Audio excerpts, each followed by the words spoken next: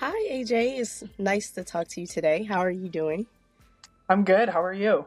I'm good. I'm good. I know we've spoke briefly, but a little bit of background on Background yourself. on myself? Yes, please. Mm-hmm.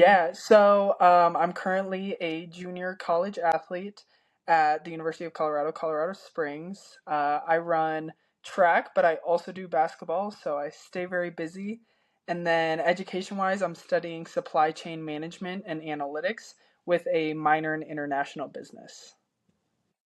Yeah, right?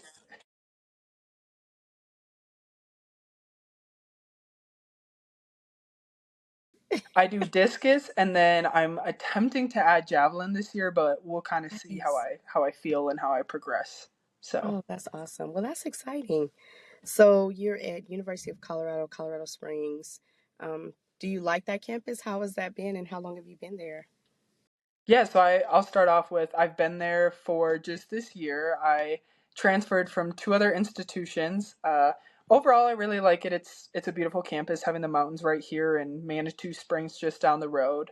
So it's I mean it's a very big switch from where I came from, but I think I've acclimated and I like it. So. Good. Um, can you give us a little background of where you came from, or what the other schools were that you went to prior? Yeah, so my freshman year, I went to University of Minnesota Twin Cities, so lived in downtown Minneapolis. It was a lot of fun, and then ended up transferring at the end of basketball season to University of Colorado Boulder, and yeah, then landed here. Okay. What made you decide to transfer from, you said Minneapolis to Boulder? Yeah, so my freshman year had a really good season. I developed a lot and was able to play in a lot of games. Love my teammates, but honestly, just coming from a very small town, I come from a town of about 4 or 5 thousand people. So going from that to Minneapolis, which is, I don't even know how many people, probably millions, but it was just a really hard transition. And I had a lot of personal things going on and family things. So I just didn't feel that I had that support off the court as much as I did on the court. I felt very loved and very accepted on the court. But then when it came to my personal life and things I was dealing with, there was kind of a lack of, I don't want to say lack of care, but a lack of, yeah, I guess for a better term, care. Right. Yeah. And that's huge. That's a big deal. Hmm. Absolutely. Okay, so you transferred to CU Boulder. What was that experience like? I absolutely loved it. I loved the city. I loved the people. There was a lot of school spirit. Have you ever been to Boulder? Yes, I have. Yes. It's a super cool town and I felt like I had a lot of connections. I networked a lot. Absolutely loved it. And then at the end of the season, I planned on staying and I was really excited to stay and I Mhm. wasn't really expecting it, but when I went in for my end of season meeting, my coach was just like, "Hey, I think it's maybe best if you move on.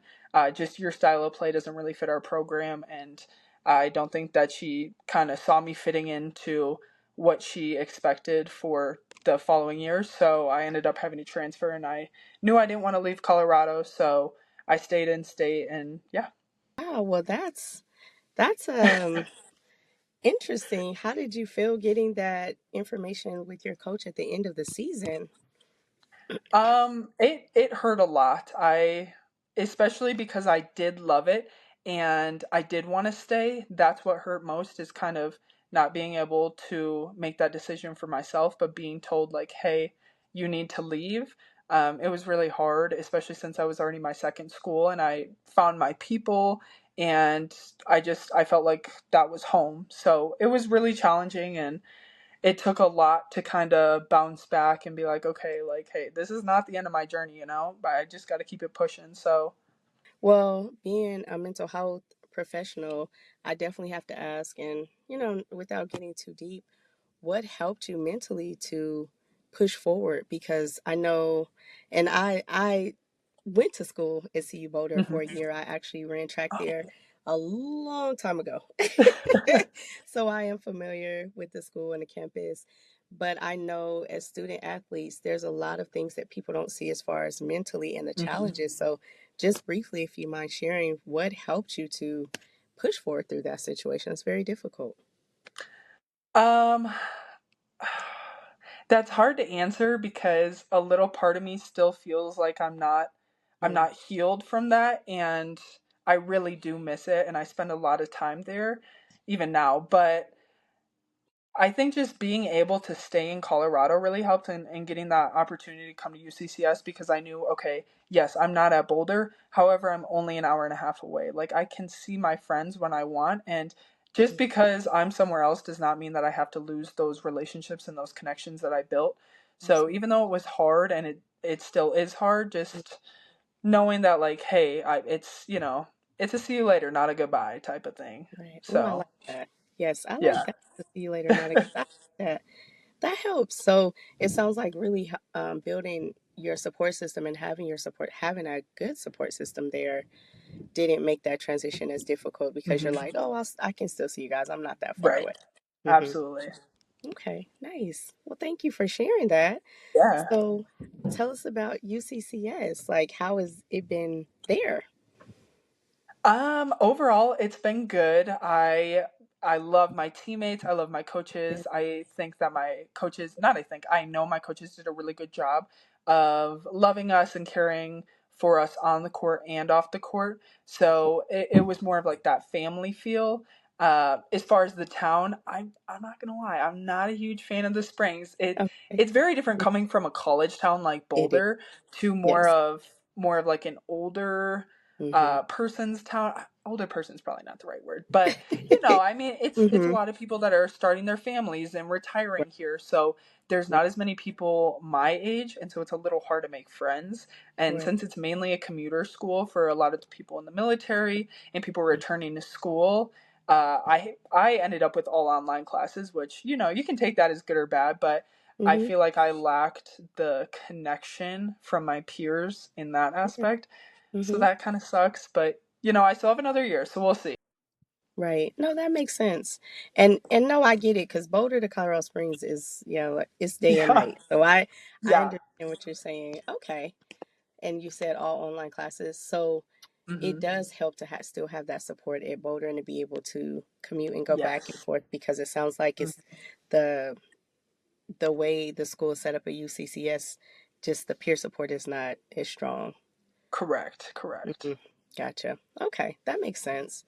I understand. Yes, Colorado Springs has a lot of military, and I've heard it's conservative, and that's like completely different from Yeah. Boulder Yeah, for it is. sure. I would say that as well. Okay, good. What was it like what does it feel like when you're going from one team to another team? Like, because I know, like I said, being a student athlete a long time ago, I would always be nervous about the people that I would train with and practice with because, in a sense, it's like family. Hmm. Hmm. So, since this is just my personal opinion, but since the transfer portal has become more accessible and honestly more accepted, I think that it's getting easier to transfer. I know for me at least, people were very, very accepting and they kind of, they knew that new people were coming in, whether that's freshmen or transfers, there's always going to be new individuals every year. So people are really nice and, Right. they help me get the lay of the land and kind of feel at home even if I didn't feel at home. So it was pretty smooth. I can't speak for other people, but I think if you also come in with, an open mindset and being ready to be in a new place, it's a little easier. So not just relying on in my case, the girls on my team to show me everything, but also asking questions, wanting to be present and being around them and starting conversations really helped. That's awesome. Hmm. Yes, and I just learned about the transfer portal because I definitely don't think that was around when I was in school. Can you tell me a little bit about it? You don't have to go into detail. Yeah, so the transfer portal is just, it gives people the opportunity to transfer to a new school regardless of the reason. As long as you complete your 4 years of eligibility, 4 seasons in 10 Hmm. semesters, you can Okay. transfer as many times as you want. So I think that's changed in the last couple of years because you used to only be able to transfer one time and then you have to sit a year. But I Oh, think within the last 5 years that they've kind of changed it to you can transfer as many times as you want. But good. Well, that's awesome because it sounds like it mhm. makes the transition so much easier, like you said. Like Yes. since Yep. it's it's normal and people are getting used to it, it makes Hmm. it easier to switch. So that's good. That I know that helps a lot, especially with Yeah. the mental health piece of meeting new people and starting with a new team. So, Right. hmm, Right. good, good, good. Okay. What are some other challenges that have come up that you didn't foresee in this journey? Oh, that's a big question. I think I'll speak from like a high school perspective to college. I did not realize how time consuming it would be. I knew coming in I'd have to practice every day and I'd have to go to Hmm. school every day. But Right. then it's the extra things that you have to do. You have to do the rehab and you have to Yes. go to weights for an hour. And then sometimes you have team bonding or there's a recruit visit or team dinners or XYZ. There's just so many other things that you Yes. have to do. And I think that that's one thing society doesn't realize. It's not just going to school and going to basketball. There's 100 other things you have to do, and there's standards that you have to meet. So for me, it was really hard to kind of give up that personal life aspect because I love to do a bunch of things. I'm a hobby kind of person. I have a ton of hobbies. So not having time to do that definitely hindered my mental health and kind of, made me lose sight of myself. But this last year I was able to really like hone in on those hobbies and make time. That was the biggest thing, is making time for what you need. So, but it's a lot. It's a lot, especially at Division 1. Yes. I Yeah. agree. It is. And that's really good that you said that because I don't think a lot of people like realize that. Like you said, they think Yeah. like, oh, you go to your classes, you go to your practice, and then you're on your own. But no, you have a commitment when you sign Hmm. to that school. You have that commitment to show up for those things. I When I was at CU, we had to do mandatory study hall. Oh So, yeah, that too. mhm. Yep. And I was That's like, still a thing. okay. I was like, oh my Yep. goodness, I want to be in bed. But every Yep. day we had to go and sign in and do a certain amount of hours a week Hmm. of study hall. So Yeah, it's true dedication, and I it think is. that's a big part that's missed on the athletes too, is that they are dedicated. They have to do all of these things. Like, Right. so Right. yes, that's true. That's true. Well, yeah, that's good. I didn't even think about that until you said that. Those Hmm. are some things you do not think about when going Right. into. Right. Mm-hmm. Oh, good, good, good, good. And you said, I'm sorry. Tell me your major again, because it was a major I've never heard before.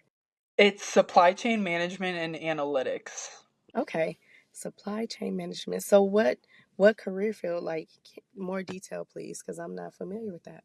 Yeah, so I'll start. My lifelong goal is to open my own women-owned and operated construction company, focusing on commercials. So I'd like to build apartments, hospitals, arenas, and I would like to do it with an all-women crew because I think that they're, I don't know. So I actually, let me backtrack. I'm currently in the construction field. I do project management. I'm a project management intern right now, Okay. and I absolutely love it. But there is a lack of women, and especially women Oh, of color. And mm-hmm. I don't think that Mm-hmm. even in high school, you're always told, okay, what's next? College.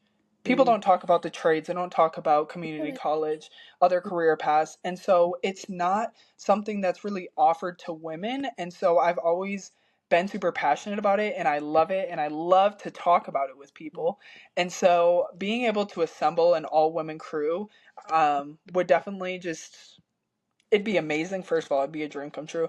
But it sources to a different clientele, and a lot of women, single women, married women, whatever, they'd Mm-hmm. prefer to talk to and kind of understand what needs to be done by another woman. So being able to kind of create that safe space would Mm-hmm. be amazing. So that's what I want to do.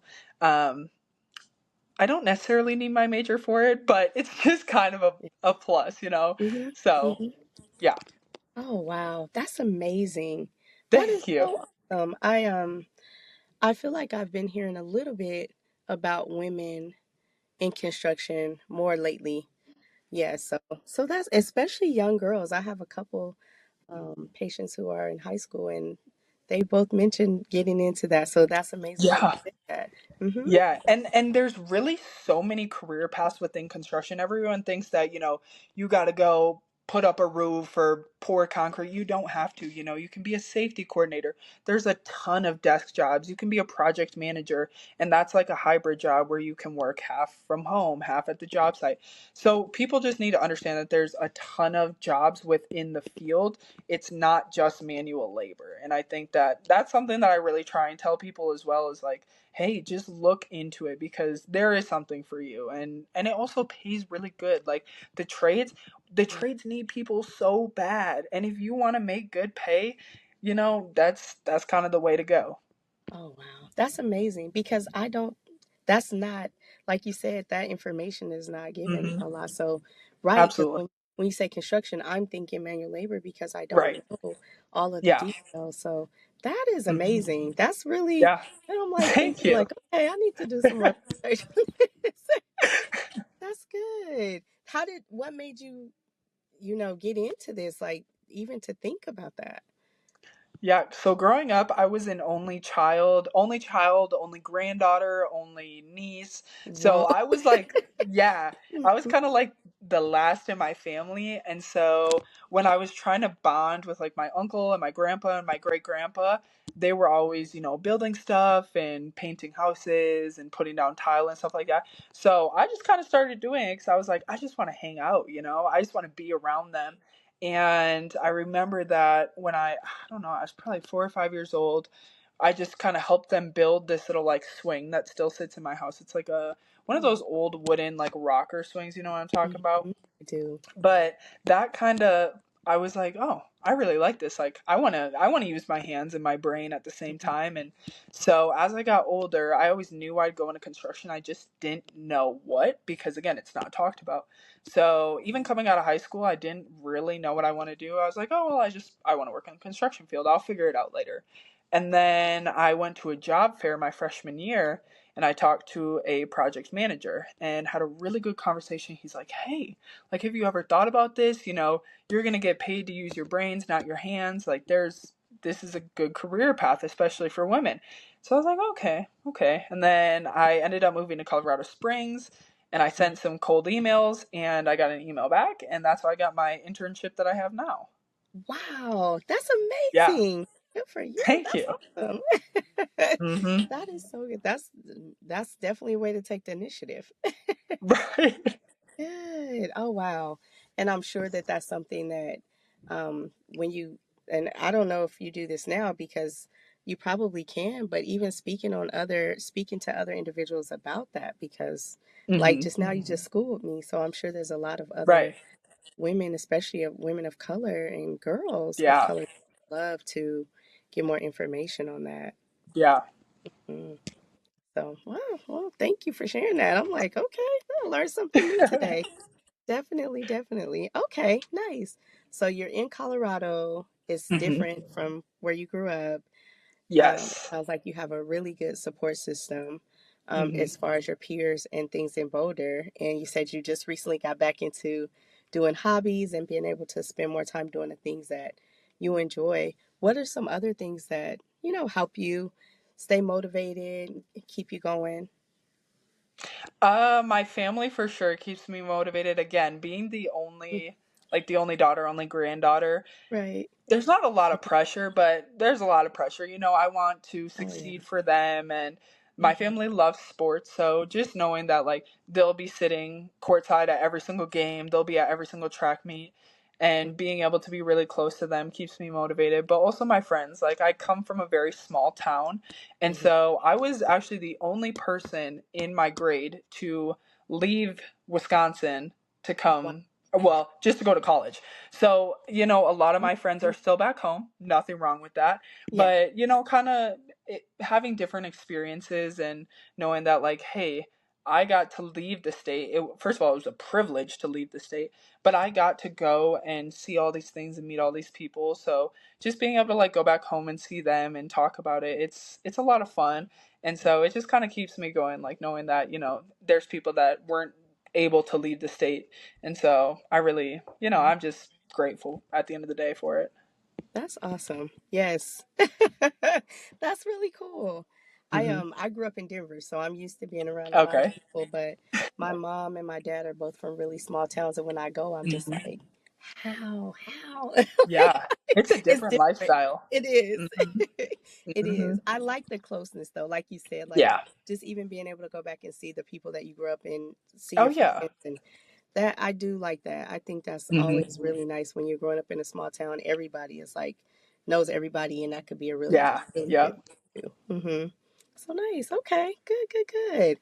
So going through those transitions that you went through at your third school and being a student athlete and experiencing really good things and then experiencing some really difficult Hmm. things, what advice would you give to someone who's maybe dealing with some similar situations? Um,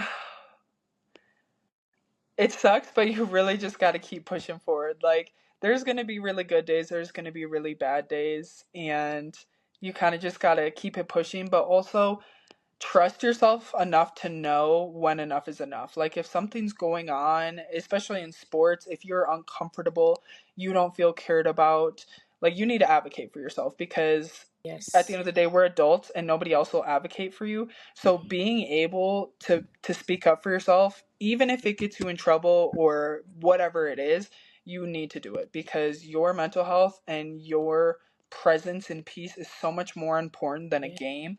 Because, yes, you can love the game, but it's not going to be fun for you or anybody else if you're miserable. And that's something that I really had to learn is there were times in my career where I was miserable. Like, could not get out of bed. I would get out of bed to go to practice, and then I'd just come back and I'd lay in bed the rest of the day. And so I, looking back, I wasn't confident and I didn't feel safe enough to advocate for myself. But I feel like if I would have, maybe it would have been different. Or maybe I could have, you know, gotten a little bit of love or help or whatever I needed. So just, being able to stand up for yourself and realize what you need is so important, especially with everything that's going on today with NIL and the transfer portal and all of that. You just like you have to focus on yourself because you cannot rely on anybody else no matter how much you love your teammates or your coaches. It Right. is a business. Yes. So you have to protect your peace. And I'm very glad that I learned that because I feel like if I didn't realize that, I would not have been in a good situation. Oof. That's great advice, and I agree with Hmm. you. And I think like sometimes we just feel like we have to deal with it because Yeah. here and like you said, thinking that other people like your coaches and your team, and not saying they're bad, but Hmm. everybody doesn't have your best. What does it say? Your best interest at heart, Yeah. because it Yeah. is a business, and so you do have Hmm. to advocate for yourself, especially like coming from high school, straight out of high school, Oh, and yeah.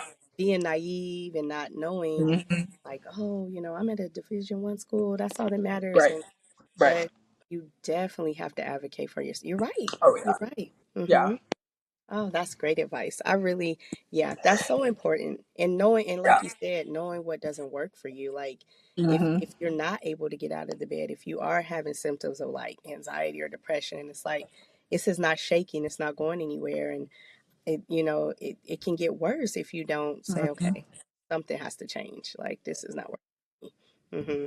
Yeah. Oh, that's important. And knowing that there's options, like you said, there's Yeah. options like the transfer portal and, Hmm. being able, like you are a great example of someone who's like, nope, I'm not giving up. This might not Yeah. fit, but it's okay. I'm going to see what else is out there and Right. being successful in that still, like not saying, okay, well, this didn't work out. Now everything's over. I don't have any more options, Hmm. but seeing what else is out there and Yeah. knowing that you do have options. We do. Hmm. Good. Hmm. Oh, that's great. That's great advice. I needed that. I needed that advice when I was in college. I needed Yeah. that. Advocating for yourself. So important and knowing what you need. Hmm. Mm-hmm. Correct. Yeah. Yeah. Well, thank you. Thank you for that advice. Yeah, I think that's And I guess one last thing that I would want to ask, because I have you here. You're awesome. You're a student athlete. You moved Thank around, you. got your experience, and this Hmm. great idea with your major and your future is overall, throughout these transitions and being a student athlete and having sometimes challenges with your mental health. And I don't know if you've had any injuries or any issues with your physical health in within these transitions and being a student athlete, but for student athletes that are, what is something else that you could say? Because that's one of the biggest things too, is like getting injured and feeling like, oh, your career's over, or what do I do now? Or, you know, really dealing with that. So, knock on wood, but I have not had like a major injury in college. I mean, I've had like a few, a broken finger or whatever it is, but I've never had anything serious. Yeah. However, I've been on three different teams where I have seen some serious injuries, and I have the utmost sympathy because I cannot imagine, especially for ACLs, Achilles, like those are almost year-long recoveries. And Right. if and for most of these girls, they're, basketball, soccer, volleyball, whatever it is, that is their main reason. That's their main why. And Right. so I think that when it comes to injuries, mental health or just injuries in general, Mhm. just again being able to advocate for yourself. If you need a shoulder to cry on, or you just need somebody to lean on, you have to lean on the people that you really care about, because those are such hard times. And just speaking from experience, I definitely struggled with mental health my freshman year. I had just again a big transition coming from a town of 4,000 people to going to downtown Minneapolis. Oh my Mhm. goodness. I Right. I didn't I didn't know how to transition, and I didn't feel like I had anybody that really cared. Um, and so, just being able to advocate for yourself. And Mhm. honestly, that's I could talk about that question forever, because it's, yeah, interesting question. No, thank you. Well, and I've seen that too. You know what I mean? And Hmm. so that's why I was thinking about it. Like that can be devastating. You're Yeah, right. it can be. When that's like your livelihood, and that's what Yeah. motivates you every day, and then you get injured. So I understand that. But I really like the the piece that you're saying about advocating. And to Hmm. add to that, it sounds like having that support system or Oh yeah. building a support system is so huge. Like you said, coming from a Mhm. town of 4,000 people, is that you said? Yeah, I think 4 or 5,000, somewhere around there. Very small though, nonetheless. Very right into downtown Minneapolis, and it's like not knowing It's rough. anybody. It could be Yeah. a culture shock because you're Hmm. small town to big city, and Yeah. just a lot of different things. And for many of us, like unless we're in pre-collegiate programs or we do college tours and things like that, we don't even know what Mhm. that transition looks like Oh from yeah. Yeah. high school to college. So it's just like, I don't know if I should do this. Why am I here? So having that support is huge. And I think Hmm. that's very, very important. Like you said, the support system and Yeah. advocating for yourself. And I think, kind of bouncing off what you're saying about, a lot of non-athletes in high school, they go on college tours, and, they do other things to make sure that they really love the town. Whereas athletes, when we go on a college visit, we have 48 hours. We have to be in and out of that town in 48 hours. And it's really hard because coaches coaches roll out the red carpet on your visits. Oh, of They're course. gonna put Yes. you in the fanciest hotels and bring you to the nicest restaurants, and Mm-hmm. they're only gonna show you the best parts of that place. Right. But you're not seeing the classrooms, you're not meeting Right. the people, so it's really hard to actually know when you have this vision of one thing and you think, oh my gosh, this is going to be so glamorous and this is going to be the best 4 years of my life. But Mm-hmm. it's like, okay, you're not seeing and meeting the real Right. reason why you're going to that town. And that's kind of another reason why, I'm not gonna lie, I have used the transfer portal 2 times, so I don't know how much this means, but I'm not a huge fan of the transfer portal for that reason, is because I think people are kind of losing sight of why you're going to college in the first Mm. place. At the end of the day, you're going for an education. So, Yeah. yes, playing a sport is important and it's an amazing opportunity to get your education. However, it's not the only reason.